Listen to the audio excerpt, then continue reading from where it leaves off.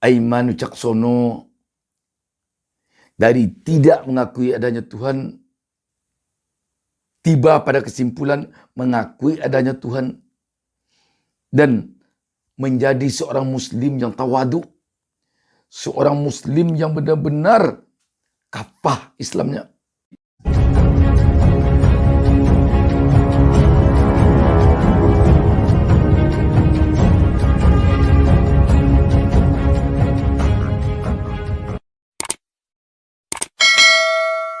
Assalamualaikum warahmatullahi wabarakatuh. Alhamdulillah, senang sekali kita dapat berjumpa pada kesempatan ini. Saya Bustami Narda tak lupa mendoakan kepada Allah Subhanahu wa taala, Tuhan Yang Maha Esa. Semoga seluruh pemirsa, terutama bagi pemirsa yang telah berkenan melakukan subscribe terhadap channel ini, semoga diberikan keberkahan hidup oleh Allah Subhanahu wa taala berserta keluarga. Dan semoga kita selalu diberinya petunjuk ke jalan yang benar. Sahabat BN, sahabat tentu telah mengenal seorang Aiman Wicaksono. Dia seorang jurnalis terkenal, anak muda, gesit, ganteng, dan sangat cerdas. Kalau kita lihat dia di layar televisi, tampak sekali buat tuturnya yang begitu jelas. Dan apa yang disampaikannya benar-benar terasa menyeletuk ke dalam hati kita. Sahabat, apakah sahabat telah tahu bahwa anak muda ini ternyata pernah menjadi ateis? Tidak mengakui adanya Tuhan. Dia mengatakan dia ateis pada sekitar kelas 2 SMA. Sekitar tahun 1995 katanya. Diakui oleh Aiman yang membuat dia ateis karena dia selalu berpikir dengan logika. Pertanyaan-pertanyaan yang menggelinding di benaknya tentang apakah Tuhan ini memang ada atau tidak, atau bagaimana. Akhirnya saat itu dia berkesimpulan bahwa Tuhan tidak ada. Tetapi apa yang terjadi? Akhirnya saat ini Aiman Wicaksono, seorang muslim yang taat, seorang muslim yang benar-benar tawaduk dia. Bahkan dia dengan lantang mengatakan, kalau saja ada manusia yang mengatakan bahwa Tuhan itu tidak ada, sungguh dia adalah sangat sombong.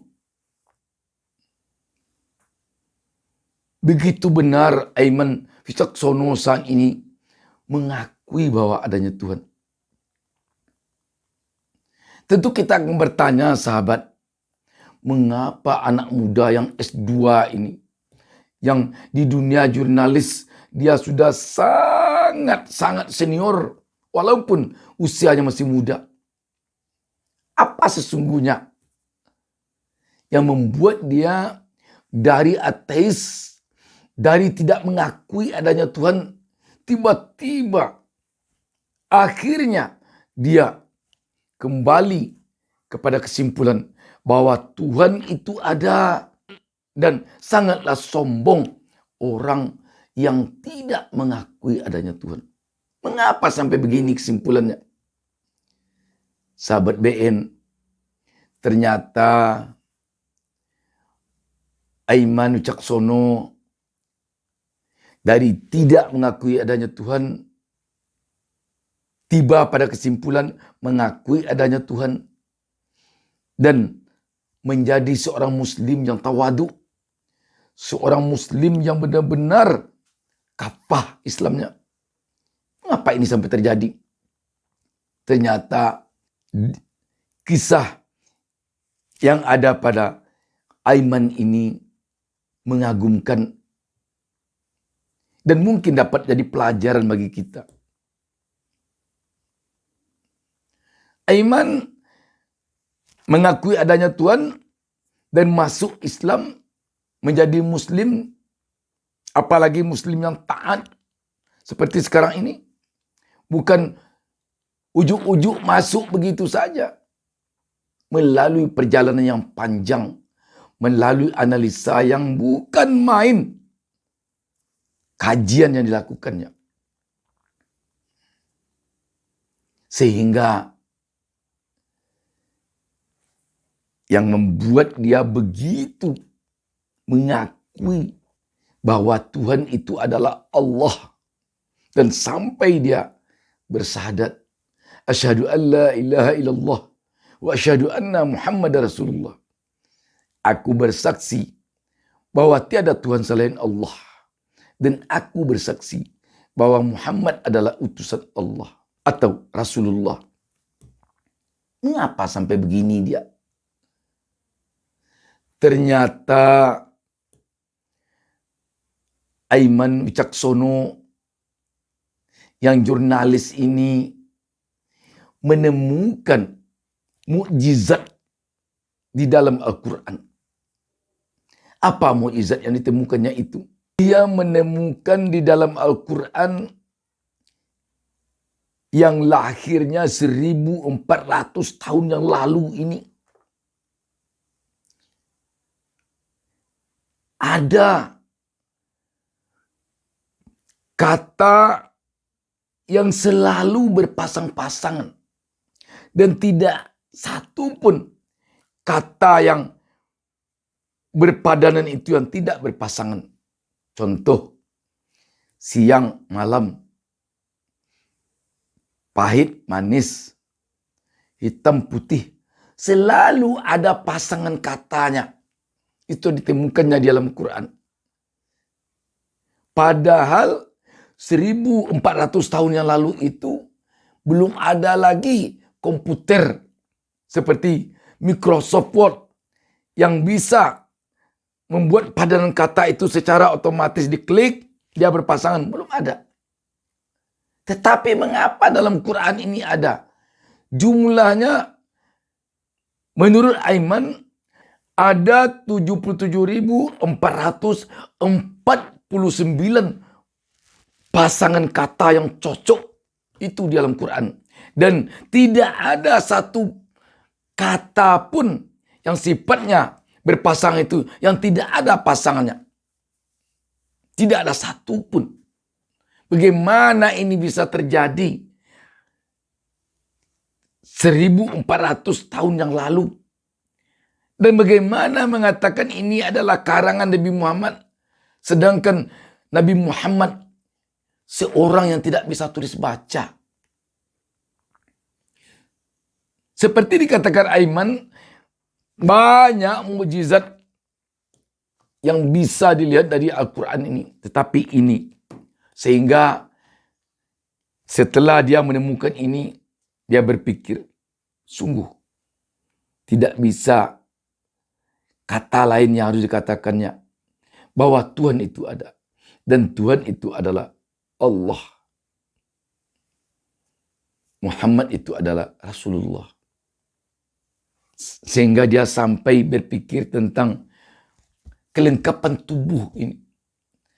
Kalaulah tidak ada yang mengaturnya, kenapa kok sampai begitu konfliknya ada dalam diri kita? Memang kita akui, kenapa di sini kok keras kuku kita ini? Kok enggak dikasihnya aja daging lunak, sini gimana? Kenapa gigi kita kok keras? Dikasih aja gigi ini lunak, gimana kita mengunyah? Kenapa kok mata adanya di sini? Kenapa kok enggak di samping-samping? Kenapa kok pembuluh darah kita ini ada? Apa gunanya? Kalau tidak ada pembuluh darah, bagaimana darah ini mengalir? Kenapa ada bulu-bulu kecil di sini? Tampaknya Aiman sampai ke sana berpikir tentang konfliknya yang ada dalam tubuh kita. Dan penelitian tentang tubuh manusia ini saja sampai sekarang belum tuntas-tuntas. Kenapa belum tuntas? Itulah kekuasaan Allah, itulah kebesaran Allah. Begitu Aiman cara berpikir. Saya sengaja menampilkan kutipan perbincangan Aiman Wicaksono di channel YouTube Kasih Solusi. Bener pernah ateis? Bener. Kelas 2 SMA tahun 94-95. Ateis itu beda dengan agnostik ya. Kalau agnostik dia percaya Tuhan tapi nggak percaya agama kan gitu ya. Oke. Kalau ateis nggak percaya Tuhan. Jadi gue waktu itu sempat ada pergolakan di batin. Sorry mas. Sempat ada pergolakan di batin, di pikiran, logika. Karena kan gue dari kecil selalu berpikir logika. Apa sih buktinya ada Tuhan? Gue waktu itu belum menemukan tuh. Kenapa? Ini bergerak begitu aja kok. Semua bergerak gitu saja. Itu SMA ya. Setelah gue sekitar setahun 2 tahun kemudian berpikir, gak mungkin kalau gak ada Tuhan. Kita bicara makrokosmos, yang luar angkasa dan lain sebagainya. Bicara dalam paling kecil aja deh, kita gak usah ke atas di tubuh kita.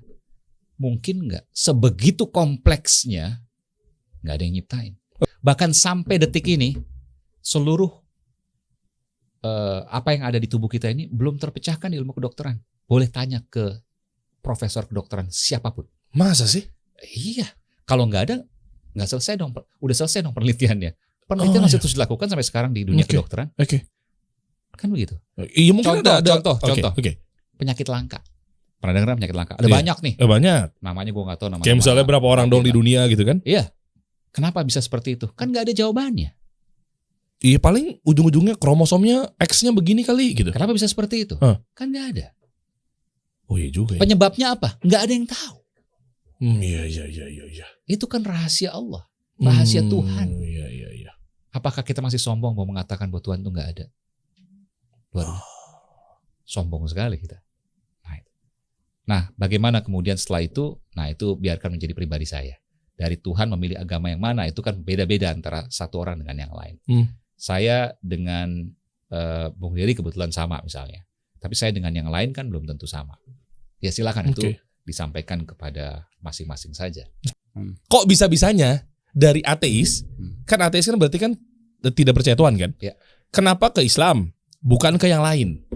Nah, itu yang tadi saya katakan. Ini nih. Ketika sudah menemukan Tuhan itu ada, lalu apa buktinya Tuhan itu memilih Islam kan begitu? Iya. Nah itu kalau saya sih saya nggak mau sebutkan di sini, tapi bahwa itu menjadi ikhtiar dari masing-masing orang. Kalau saya membaca buku, saya harus sampaikan ya. Jadi di situ disebutkan antara lawan kata satu dengan yang lain. Misalnya saya lupa detailnya ya. Katakanlah misalnya kebaikan dengan keburukan, tapi nanti bisa dicek lagi. Tapi intinya lawan kata. Paradoks gitu ya? Iya, misalnya hitam dengan putih kan gitu ya. Besar, kecil. Besar, kecil. Ada banyak tuh lawan kata. Jumlahnya sama bos di dalam Al-Quran. Matematika Al-Quran. Contoh nih, lapar, haus. Ya, tapi bukan itu ya. Tapi gue mesti ngecek lagi nih. Lapar, kenyang. Sorry. Jenis katanya apa ya? Oh ada jurnalnya? Ada. Ngeri. Itu namanya mukjizat Al-Quran. Ini baru the real jurnalis. Dikit-dikit ada jurnal. Ada. Ngeri banget. Ada. Itu jadi begitu begitu detailnya Al-Quran itu. 6.000, ada yang bilang 6.666 ayat, ada yang bilang 6.236 ayat gitu ya. Berapapun lah, karena ada satu ayat yang kemudian dianggap 2 atau 1, bismillahnya dianggap 1 ayat, itu kan juga beda jadinya kan. Oke lah, dari sekian 6.000 sekian ayat, kalau orang yang bikin, dulu nggak ada Microsoft Word bos, yang bisa ngitung kata apa, jumlahnya berapa, nggak ada dulu. Kok bisa ada kata-kata seperti itu? Soalnya ada sebagian juga yang berpikir bahwa ini adalah cuma karangan dan hayalannya Nabi Muhammad SAW. Mungkin dari yang non-Muslim. Kalau dari kita kan beliau ummi, beliau nggak bisa baca tulis kan. Itu keyakinan kita kan. Oke deh, itu kita singkirkan dulu. Tapi soal matematika Al-Quran ini, mungkinkah itu terjadi 1400 tahun yang lalu? Itu menggugah logika saya. Ya. Ada 77.449 kata dalam Al-Quran. Kok bisa sama? Panas dan dingin, hidup dan mati, manfaat dan mudarat. Kita melihat betapa seorang Aiman Wicaksono demikian bisa melihat bahwa Al-Quran ini adalah memang kata-kata Allah Subhanahu wa Ta'ala. Tidak sama sekali karangan manusia. Dan seluruh persoalan kehidupan, seluruh persoalan kematian, seluruh persoalan dunia, seluruh persoalan akhirat ada dalam Al-Quran. Kalau begitu, agama Islam ini memang terbukti tidak saja mengatur persoalan akhirat, tetapi mengatur persoalan dunia dan persoalan akhirat. Sungguh, apa yang dialami oleh anak muda ini tentu dapat menjadi iktibar bagi kita bahwa Al-Quran ini memang wajib menjadi tuntunan bagi kita di dalam menjalani kehidupan segi apapun di dunia ini. Menjadi pengacara, menjadi petani, menjadi pengusaha, menjadi politisi, menjadi pejabat, menjadi artis, menjadi seorang jurnalis, menjadi apa saja kita perlu tuntunan dari Al-Quran. Makanya sungguh tidak bisa kita lepaskan diri kita dalam persoalan apapun dengan agama, khususnya tentu Islam. Karena kita bicara sekarang ini tentang seorang ateis yang memeluk Islam. Sekali lagi, kalau begini, tentu pertanyaan Allah dalam Al-Quran perlu menjadi renungan bagi kita. Fabi'ai ala'i rabbikuma tukadziban.